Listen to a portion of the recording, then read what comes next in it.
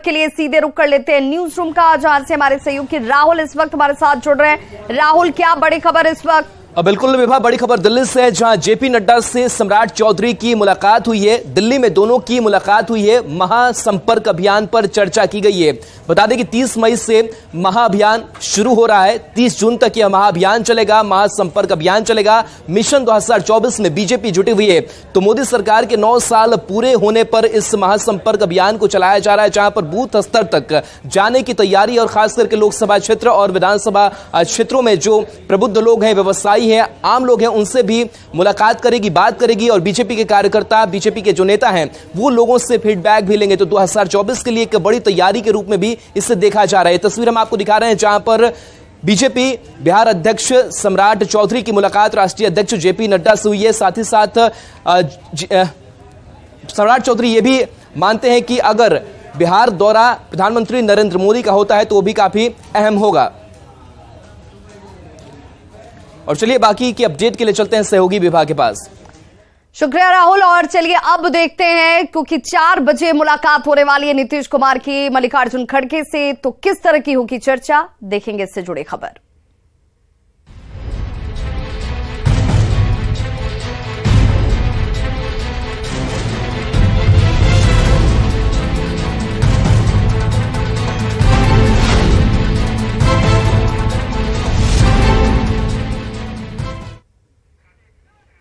तो विपक्षी एकता के मद्देनजर इस वक्त 4 बजे के ठीक आसपास बताया जा रहा है कि मुलाकात जो है बिहार के मुख्यमंत्री नीतीश कुमार की मल्लिकार्जुन खड़गे से होने वाली है, यानी कि थोड़ी देर बाद ये मुलाकात होती हुई नजर आएगी।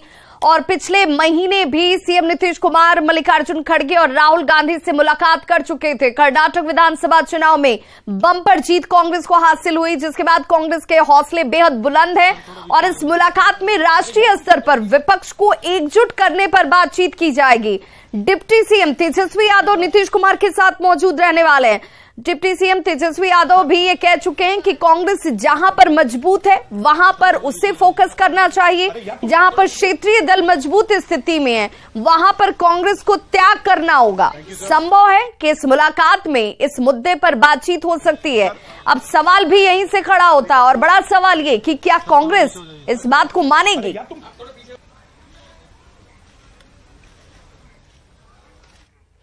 अब सवाल कि कांग्रेस क्या इतना बड़ा त्याग करेगी और 2024 में लोकसभा की 542 सीटों में से 346 सीटें क्षेत्रीय दलों के लिए कांग्रेस क्या छोड़ेगी, क्या वो ये त्याग करने को तैयार है, क्या इतनी बड़ी कुर्बानी के लिए कांग्रेस तैयार है। इस विषय पर क्षेत्रीय दल क्या कहते हैं, जरा वो सुनिए। कोई भी गठबंधन होगा तो सहयोगी दलों में तो सीटों का बंटवारा होता ही है, इसमें नई बात क्या है।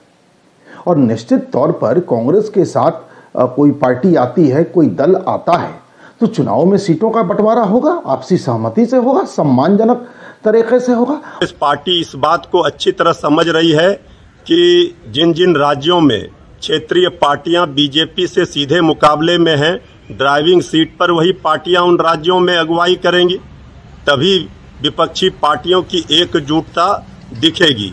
और राष्ट्रीय स्तर पर कांग्रेस पार्टी अगुवाई करती रही है, लेकिन क्षेत्रीय दलों की अहमियत को नजरअंदाज नहीं कोई कर सकता है। हमारी प्राथमिकता विपक्षी एकजुटता है। जिन भी प्रदेशों में जो भी पार्टियां मजबूत हैं, सब मजबूत गठबंधन के साथ चुनाव लड़े हैं। तभी तो नीतीश कुमार जी ने बिहार में महागठबंधन का ऐसा स्वरूप तैयार किया है जिसमें 7 पार्टियों का समावेश है। देश में एक सकारात्मक संदेश गया है। विपक्षी एकता कैसे हो सकती है? अरविंद केजरीवाल है एक तरफ, दूसरे तरफ कांग्रेस पार्टी है, तीसरी तरफ ममता बनर्जी हैं, और साउथ में चले जाइए एक से एक नेता हैं। तो यहां पर सब एक दूसरे को ठगने में लगे हैं और ये मुंगेरी लाल के हसीन सपने देखने वाले लोग कुर्सी के लिए आपस में एक दूसरे को ठग रहे हैं। तो बिहार बीजेपी के अध्यक्ष सम्राट चौधरी ने सीएम नीतीश कुमार की मुलाकात पर हमला बोला। सम्राट चौधरी ने कहा कि नीतीश कुमार बिहार की जनता को कंफ्यूज कर रहे हैं। बीते 18 साल तक उन्होंने बिहार के लिए कोई काम नहीं किया। आप खुद समझ रहे होंगे कि वो खुद कंफ्यूज हैं। वैसे तो उन्होंने स्वयं घोषित कर लिया कि हम प्रधानमंत्री हैं, लेकिन बिहार में उनकी कोई जमीन बची नहीं है। ये देश में घूम रहे हैं सिर्फ बिहार के पैसा को बर्बाद कर रहे हैं। और कंफ्यूज इसलिए मैंने कहा कि कांग्रेस और Kejriwal north pole south pole हैं। जब दोनों एक नहीं हो सकते तो मिलके क्या फायदा है।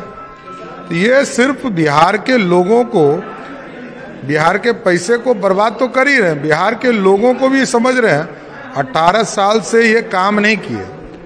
अब ये लोग को आज भी उम्मीद देते कि हम काम करेंगे। अरे कब करोगे। विपक्षी एकता को लेकर कांग्रेस अध्यक्ष मल्लिकार्जुन खड़गे से सीएम नीतीश की मुलाकात को लेकर राष्ट्रीय लोक जनशक्ति पार्टी के सांसद प्रिंस राज ने निशाना साधा है। प्रिंस राज ने कहा कि बिहार बर्बाद हो रहा है और नीतीश कुमार देश भ्रमण पर हैं। अरे वो अभी देश यात्रा पे निकले हुए हैं। बिहार यहाँ पे बर्बाद हो रहा है, उनको उससे चिंता नहीं है और प्रधानमंत्री के पद के लिए वो वहाँ पे उम्मीदवारी ठोक रहे हैं। इससे कुछ होने वाला नहीं है। अरे कांग्रेस के अंदर ही एकजुटता नहीं है, कहाँ विपक्ष एकजुट हो रही है वहाँ पे।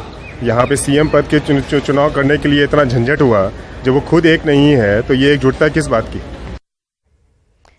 कांग्रेस अध्यक्ष मल्लिकार्जुन खड़गे और सीएम नीतीश कुमार की मुलाकात को जेटीयू ने बेहद महत्वपूर्ण बताया। जेटीयू का कहना है कि जहां क्षेत्रीय पार्टियां मजबूत हैं वहां कांग्रेस को त्याग करना होगा। पार्टियां यह प्रयास शुरू हुआ है और अभी 1 साल पूरा टाइम है इसको अमली जामा पहनाने के लिए।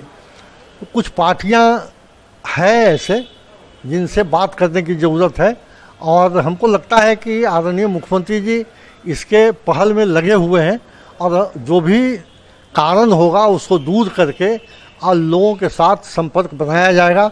और निश्चित रूप से यह बात पता है सब लोगों को कि पूरे देश में भाजपा के खिलाफ जन आंदोलन शुरू होगा और 2024 के चुनाव में भाजपा सत्ता से मुक्त होगी। लोक जनशक्ति पार्टी रामविलास के प्रदेश अध्यक्ष राजू तिवारी ने सीएम नीतीश की विपक्षी एकता की मुहिम पर सवाल उठाए हैं। बिहार में बेरोजगारी आप लोगों से छुपी नहीं है, भ्रष्टाचार चरम पे। सब मुद्दों को छोड़ करके मुख्यमंत्री जी अपने प्रधानमंत्री का जो जिन उनके अंदर है जागा हुआ है उसके लिए दरवाजे दरवाजे भटक रहे हैं। लेकिन दुर्भाग्य कि बिहार की जनता ने उनको नकार दिया है और देश के सबसे बड़े पद पर आसीन होने का जो सपना देख रहे हैं, ये दुर्भाग्य है। वहीं जेटीयू के प्रमुख प्रवक्ता नीरज कुमार ने केंद्र सरकार पर जोरदार और बड़ा आरोप लगाया है। नीरज कुमार ने प्रेस कॉन्फ्रेंस कर कहा कि केंद्र में 2 सनातनी हिंदू मंत्री हैं। उन्होंने स्वास्थ्य के क्षेत्र में बड़ा फर्जीवाड़ा किया है। नीरज कुमार ने केंद्रीय मंत्री अश्विनी चौबे और मनसुख मंडाविया का नाम लेकर कहा कि इन लोगों ने प्रधानमंत्री राहत कोष और पीएम केयर फंड में जमा हुई राशि का न तो देश को हिसाब दिया है और ना ही जनता के लिए इन पैसों का उपयोग किया गया। नीरज कुमार ने आंकड़ों के साथ कहा कि प्रधानमंत्री राहत कोष और पीएम केयर फंड में काफी बड़ी राशि पड़ी हुई है, लेकिन बीमार पड़ रहे गरीब लोगों को इलाज में इससे कोई मदद नहीं मिल रही। धर्म के नाम पर फर्जीवाड़ा करने वाले लोग, बताओ, यह है मुख्यमंत्री रिलीफ फंड। 100 रुपया कोई देता है, वो भी वेबसाइट पर उपलब्ध है। 100 रुपया की राशि अनुराग नाम का लड़का ऑनलाइन करता है। 10/5/2023 को यह भी लिखा हुआ है। 500 रुपया की राशि वह भी लिखा रहता है। आप मीडिया के साथी जरा बताइए, पीएम रिलीफ फंड का वेबसाइट पर कहां पर है, कितनी राशि किसने दिया, इसका कोई ब्यौरा नहीं रहता है। अरे कम से कम उसी में लिख देते सनातन धर्म वाला ही है। जोगी जी वाला मोहम्मद बोध वाले इतने हैं, शैव संप्रदाय के इतने हैं। अगर हिंदू के पैरोकार आप हैं तब मोदी केयर फंड में जब इसकी स्थापना मार्च 2020 में हुआ तो 10,990 करोड़ रुपया और खर्च हुआ मात्र 3,976 करोड़। अब ब्याज कमा लिया उससे। रोगी तड़प करके गरीब लोग अपने इलाज के बिना जीवन की चुनौतियों से जूझते हुए उनके परिवार गुजर जाते हैं। और आपने कितना बड़ा गुनाह किया, उससे कमाई किया कितना, आपने 235 करोड़। अकुल बची राशि, ये सबको चक्रवर्ती का गणित नहीं आता है, सबको मोदी मैथमेटिक्स पढ़ता है, सब मोदी इकोनॉमिक्स। बागेश्वर बाबा ने बिहार के लोगों की तारीफ की और कहा कि बिहार में 5 दिन कैसे बीता पता ही नहीं चला। बागेश्वर बाबा ने कहा कि बिहार के लोगों में हनुमान जी के प्रति गजब की आस्था है। बिहार के लोगों के उत्साह को देखकर लग रहा कि भारत को हिंदू राष्ट्र बनाने से कोई नहीं रोक सकता। बता दें कि बाबा का 13 मई से लेकर 17 मई के बीच पटना से सटे नौबतपुर के तरेद पाली मठ में दरबार लगा था। और धन्य है बिहार के लोग, एक एक व्यक्ति 25 किलोमीटर पर 5 दिन पड़ा रहा, वहीं रोटी बनाता था, वहीं पड़ा रहता था, वहीं सोता रहता था। रोज हम निकलते थे तो सीताराम, हमने एक व्यक्ति को पूछा कि आप लोग घर क्यों नहीं जाते? बोले महाराज जी हैं, हम इसलिए घर नहीं जाते हैं ताकि हम हनुमंत कथा का लाभ ले सकें। तो हमने कहा कथा में पहुंचो। बोले वहां प्रवेश नहीं मिलता, भीड़ बहुत है, हम लोग यहीं से आनंद ले ले। क्या महिमा वहां की, हम तो सब कुछ आंखों से देखते रहे, क्या कहना। धन्य है वीर बजरंग बली, धन्य है सन्यासी बाबा, उनकी कृपा का ये प्रसाद है कि पूरा भारत अब राममय दिखाई पड़ रहा। बड़ी खबर मुजफ्फरपुर से आ रही है, जहां मोतिहारी में एक सनकी प्रेमी ने शादीशुदा प्रेमिका के पति और बच्चे को तेजाब से जला दिया, जिनका इलाज मुजफ्फरपुर के एसकेएमसीएच स्थित बर्न वार्ड में चल रहा है। कहा जा रहा है कि मोतिहारी के पिपरा थाना क्षेत्र में देर रात एक सनकी आशिक अपनी शादीशुदा प्रेमिका के घर पहुंच जाता है और उसे साथ भागने के लिए कहने लगता है, लेकिन जब महिला ने इसका विरोध किया तो उस महिला, पति और बच्चों पर तेजाब से हमला कर दिया गया, जिससे चारों बुरी तरह से जख्मी हो गए। आनन फानन में इलाज के लिए इन्हें भर्ती कराया गया, जिसके बाद डॉक्टरों ने चारों को मुजफ्फरपुर एसकेएमसीएच रेफर कर दिया है। फिलहाल सबकी हालत नाजुक बताई जा रही है। तो हम बोले कि नहीं जाएंगे, तो उसी की रात में क्या करें, 12 बजे आज का रात में पेट्रोल पटा दिया, तेजाब पटा दिया। हाँ, कहाँ लेके जाने की बात कर रहे थे? आपको लेके जाना था? जी, कहाँ जानी कहाँ लेके जाए थे, तो हम नहीं गए, डरे। आरोपी का नाम क्या था, कहाँ का रहने वाला है? वो रहने वाला है गीधा के बल्थी के, गीधा बल्थी है। कौन सा थाना क्षेत्र पड़ता है उसका? हा? उसका थाना बनोराज अथी है, रजिस्टर होता है या पता कौन जो है ना। तो क्या मामला था, आपको क्यों कहता था जाने के लिए? आपके परिचित है वो? नहीं परिचित है वो। कैसे आपको काहे लेके जाना चाहता था? वो ऐसा ही धमकी देता था कि आपको लेके भाग जाए। उसका साथी हमारे पति काम हम करते थे बेटा सा ना, तो आपको कहा था साथे चलिए? हाँ, हमरा के भगाने के लिए कि आप चलिए हमारा साथ में। तो हम बोले कि हम भगाना चाहते थे? जी, हम बोले कि नहीं, हमारा बच्चा है, 2 सियान बेटा है या पति है, बच्चा है, तो कैसे जाएंगे? करना चाहते थे? जी, शादीशुदा है? शादीशुदा है। धमकी से कोर्ट मैरिज डुप्लीकेट बनवा लिया है हमरा से, आधार कार्ड बनवा लिया है। आपसे शादी का कागज बनवा लिया? हाँ, डुप्लीकेट है सर। कोर्ट में मोतिहारी गए थे कोर्ट से। अच्छा, वो पहले भी शादी किए हुए हैं? जी जी, उसकी और भी पहले शादी हो चुकी? जी है, बाल बच्चा उसका नहीं। बाल बच्चा उसका? या एको को नहीं, एक उसको तो एक बेटी रखा है। तो वो आपसे शादी करना चाहता था? जी। आपका घर कहाँ हुआ? चकवाड़ा बकरी सर। थाना कौन सा हो गया? कौन सा थाना?